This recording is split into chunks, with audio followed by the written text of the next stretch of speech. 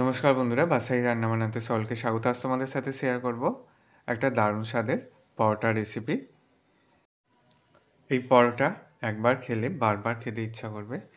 পরোটা বানানোর জন্য যেটা প্রথমেই করে নিতে হবে, ময়দাটাকে মেখে নিতে হবে।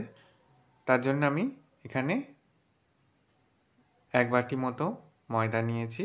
তারপর এর মধ্যে ময়নার জন্য দিয়ে দিলাম সাদা তেল, 1 চিমটে লবণ দিয়ে অল্প অল্প জল দিয়ে ময়দাটাকে মেখে নিচ্ছি।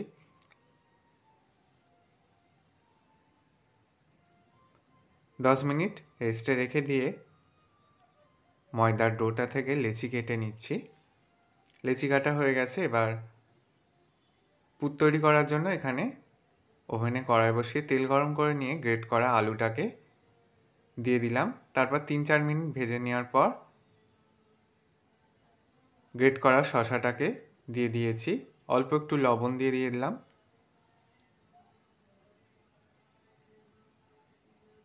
দিয়ে দিলাম লঙ্কা গুঁড়ো, হলুদ গুঁড়ো,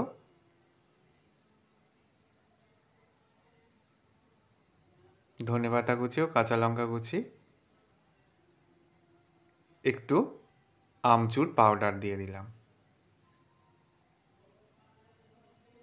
এইভাবে এটাকে 2 থেকে 3 মিনিট রান্না করে নিয়ে পুরটাকে হালকা ঠান্ডা করে নিয়েছি। এরপর আগে থেকে যে ময়দার লেচিগুলো কেটে নিয়েছিলাম সেগুলো এইভাবে বাটি করে পুরগুলোকে বাটির মধ্যে দিয়ে ভালো করে মুড়ে নিতে হবে।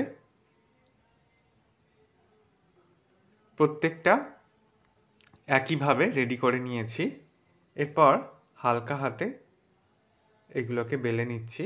খুব চাপ দিয়ে বেললে পুরগুলো বেরিয়ে আসতে পারে। আবার এর মধ্যে দেওয়া আছে শসা।